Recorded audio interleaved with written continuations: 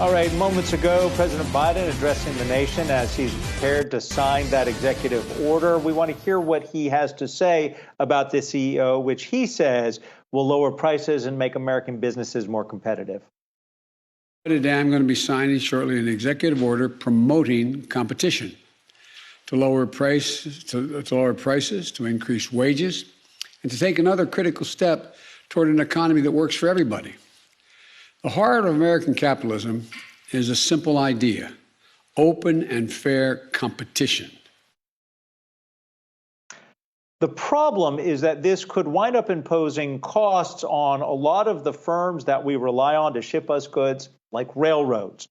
We're going to talk about that. We're going to do that with Ian Jefferies, who happens to be the president of the Association of American Railroads. He's the president and CEO. We appreciate your being here, Ian. And very simply put, I want to direct everybody, because we don't have time to get into it dramatically, but this concept for the last 40 years since Congress last addressed the issue, there is this reciprocal switching agreement between railroads where they will move a car for a client who's contracted with a separate railroad. So you might have Union Pacific moving a car that's actually in the purview of another railroad. Would this force Union Pacific to move that car at a cheaper price than they charge that other railroad now?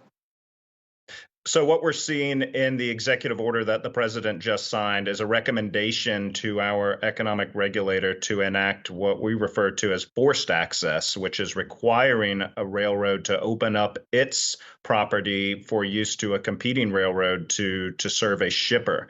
And what that does is causes a myriad of issues, quite frankly. At a time when we're focused on maximizing fluidity of our network and the supply chain, the economy's roaring back. We're moving incredible volumes of goods right now. Freight demand is only expected to increase in years to come. What we need to be doing is looking for ways to maximize efficiency, maximize service, and forcing switches and forcing railroads to open up their tracks and their property to a competing railroad to serve a customer. All that does is undermine the fluidity of the network, disincentivize investment, and really undermine our ability to serve customers and communities across the country. Well, right now, the railroads negotiate the fees that they charge one another for the reciprocal. It's called reciprocal switching, is it? Right. Okay. So railroads across the country are in voluntary agreements to switch one another's traffic. It's done in a very pre-planned basis where the infrastructure is equipped to manage these relationships, and it's a voluntary agreement. And those do occur around the country. Absolutely.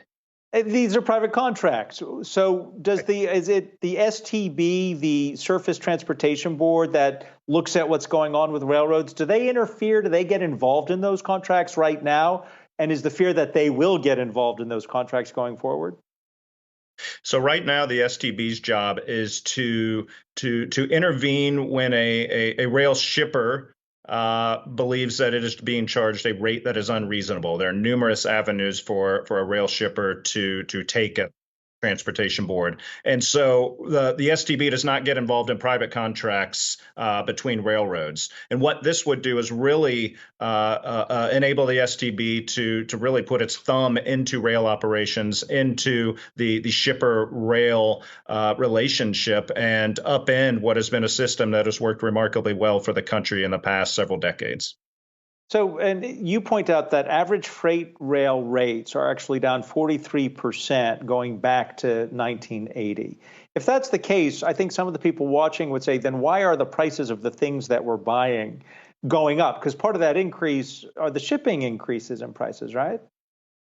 So we certainly have the most cost-effective, efficient rail network in the world. There's a lot of different inputs that go into the cost of goods, but I can tell you, hands down, rail rates have been remarkably competitive. And that's because of not only the competition between railroads, the competition between other modes, including trucks for that consumer traffic. So competition is alive and well. Rates have remained very competitive, and that has allowed railroads to invest back into their networks, $25 billion annually every year back into their own networks versus using taxpayer funds.